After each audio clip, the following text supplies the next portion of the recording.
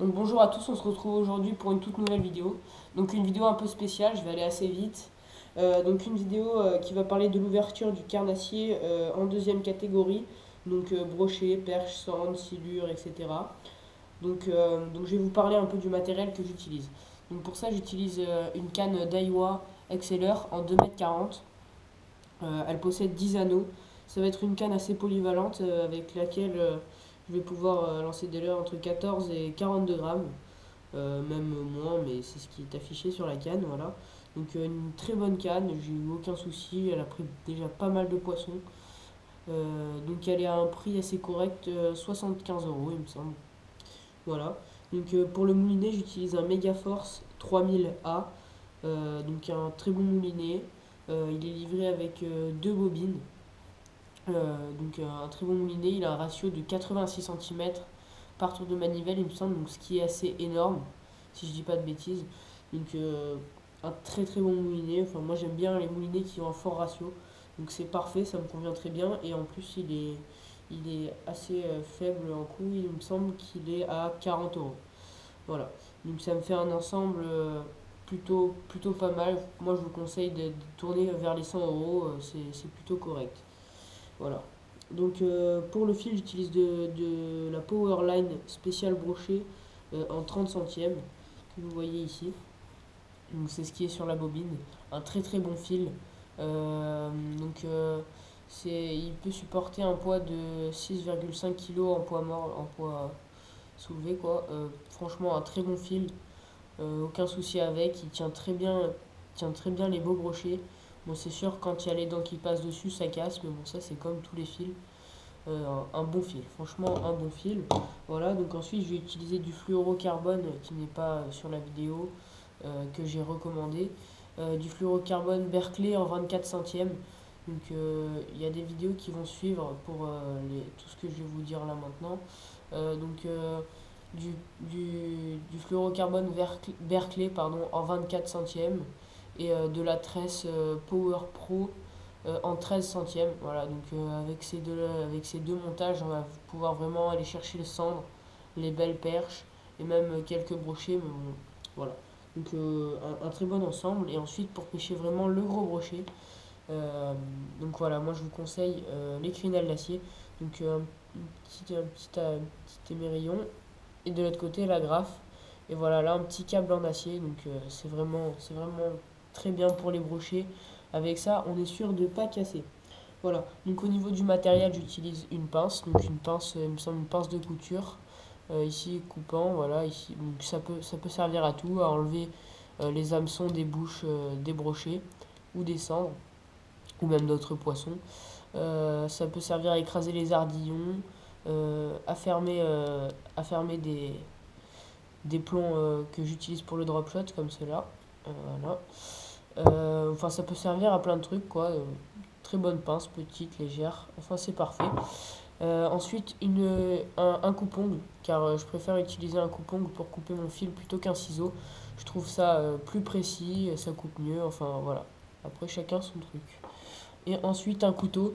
Donc, je précise, c'est pas pour tuer les poissons, hein, vous inquiétez pas, je suis no kill. Mais voilà, un couteau, ça peut toujours servir. Euh, Franchement, c'est un très très bon couteau, surtout pour son prix. C'est des couteaux suédois. C'est Mora Knife, donc des couteaux qui sont vers 9-10 euros. Celui-là, c'est le compagnon. Voilà, donc tout en plastique, un petit trou pour l'évacuation de l'eau. Enfin, c'est parfait pour aller à la pêche. Donc, des couteaux vraiment que je vous conseille. Ils sont vraiment rasoirs si vous savez bien les aiguiser.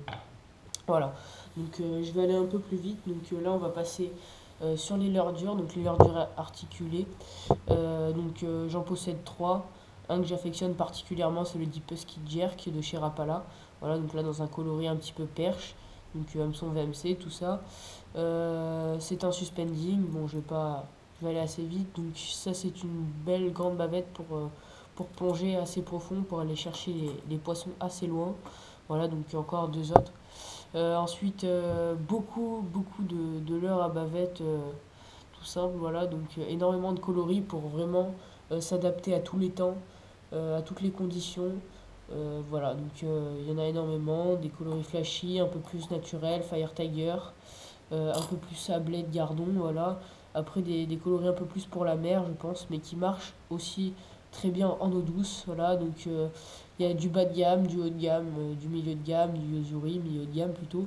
Voilà, donc beaucoup de coloris pour s'adapter à tous les temps. Ensuite, les crankbait, donc l'ultralight crank de chez Rapala, très connu, indémodable. Voilà, donc là on va passer plutôt sur des leurres à perche, petits brochets. Encore un crank Caperlan, donc ça commence à être du haut de gamme de chez Caperlan, même si c'est pas une marque excessivement bien. Il commence à faire du plutôt bon matériel. Voilà, donc deux petits Caperlan, deux petits cranks. Ensuite, là il y a deux cranks dans deux différents coloris. De très bons cranks, donc je ne connais pas la marque, et aussi un très bon crank d'un coloris vraiment très bien imité, je trouve. Voilà, donc un très beau coloris. Je ne sais pas la marque non plus, malheureusement, avec des très grosses billes bruiteuses. Voilà, donc il y a un très bon crank. Ensuite, donc le Barn 40, c'est un petit leurre de chez Caperlan à 1,99 €. Et ça s'est avéré être une vraie tuerie pour la perche l'année dernière. Donc c'est vraiment un leurre bidon, il y a pas de billes, il n'y a rien. Et ça avec des petits twitch, voilà, il n'y avait pas plus mortel quand on enchaînait les perches sur les bancs, c'était vraiment top. Voilà, donc ensuite il y en a d'autres, un petit coloris perche comme ça. Voilà, plein de Caperlan. L'original flottant de chez Rapala, donc un indémodable. Très bon leurre. Voilà, je ne connais pas la marque. Un petit lipless, voilà, bien sympathique. Un espèce de snap wrap, mais pas de chez Rapala, de chez Sakura, voilà. Donc ça, franchement, à ne pas acheter, c'est très mauvais leurre. Donc ça nageait bien, mais il est très fragile. Donc il y avait un hameçon à l'avant qui a été cassé, l'hameçon derrière se tord. Ce qui permet de le faire planer, c'est arraché. Le triple en bas s'est barré, la peinture s'en va. Enfin, je vous le conseille vraiment pas, surtout qu'il est assez cher, il me semble. Donc voilà, je vous le conseille pas. Prenez, si vous voulez un snap wrap, prenez vraiment celui de chez Rapala. Voilà. Donc ensuite, on va passer sur les cuillères. Donc les cuillères, bon, on va pas trop s'étendre là-dessus parce que c'est pas vraiment adapté pour ce type de poisson, mais je les ai quand même dans ma boîte parce que c'est quand même un indémodable. Donc surtout ces deux cuillères. Donc la Lusox, voilà. Donc bon, mais ça c'est vraiment une des premières cuillères à brocher. C'est vraiment une cuillère qui vous sort de sous toute situation. Voilà, donc une très bonne cuillère avec son petit pompon rouge derrière et un petit avançon. Voilà. Franchement, une très bonne cuillère que je vous conseille. Donc je la possède en deux tailles. Donc une taille numéro 3 et une taille numéro 1. 0, pardon. Taille numéro 0. Voilà. Ensuite, une petite cuillère de chez Meps. Donc avec un espèce de petit trailer et un petit triple au bout. Un petit hameçon là, donc je vais essayer cette année, je vais voir ce que ça donne à mon avis sur les perches, ça devrait être plutôt pas mal. La toute nouvelle gamme de chez Meps, donc pour la perche ça devrait être plutôt sympa, donc assez lourde pour la taille, c'est du numéro 2 et elles font pourtant 8 grammes. Voilà, donc je vais voir ce que ça donne. Après il y a de la Black Fury, de la Meps, un seul hameçon, voilà. Ici on a de la Blue Fox numéro 3 et 2 numéro 2, voilà.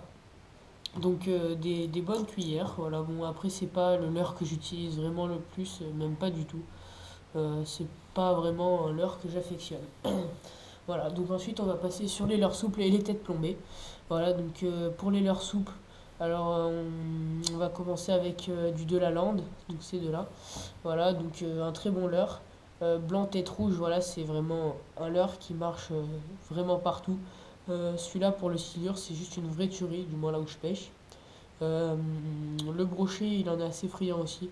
Voilà, donc on peut le monter un peu comme on veut, en texan, en simple. Voilà, là ici, une tête plombée simple de chez Delaland Football, suivi d'un triple. Voilà, avec une petite crinelle là d'acier pour résister aux dents des brochets et puis pour piquer les poissons qui seraient un peu tatillons. Voilà, donc c'est parfait. Là, un coloris beaucoup plus naturel sur toujours une tête football. Il me semble que c'est du 7 grammes. Voilà, donc ça, c'est un bon coloris qui marche plutôt bien. Tout simple. Voilà, donc c'est plutôt pas mal. Ensuite, du Fire Tiger, plutôt pour les mauvais temps. Ça, c'est un bon leurre aussi, mais même si j'utilise un peu moins, c'est un bon leurre. J'ai eu un seul brochet avec ce leurre là, un tout petit brochet d'une vingtaine de centimètres, voilà c'est tout. Ensuite des leurres que mon père m'a offert, voilà donc assez naturel, très fort rouling, des bons leurres. Voilà. Là, une imitation de petite écrevisse montée en texan. Voilà. Donc ça pour venir chercher le fond, gratter un petit peu, voilà. Même les bordures ou quoi, bah, pour le brochet, on sait que les brochets aiment bien manger les écrevisses, donc ça peut marcher. J'ai jamais pris de poisson avec personnellement. Voilà. Donc ici une petite virgule de chez Reigns. Encore deux petites virgules. Là on a des Rock Vibe en 2 pouces. Et alors ici, on a des petits leurres Flashmare, il me semble, pour le drop shot, c'est pas mal. Ici, on a des leurres Ketek en 2 pouces, en différents coloris, pour s'adapter un peu plus à tous les temps.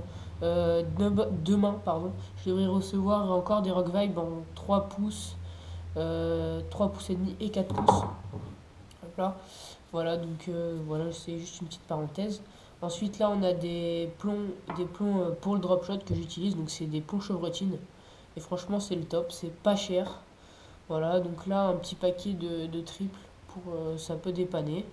Encore des triples un peu plus gros. Voilà, donc des triples VMC. Des hameçons texans ici, de différentes tailles.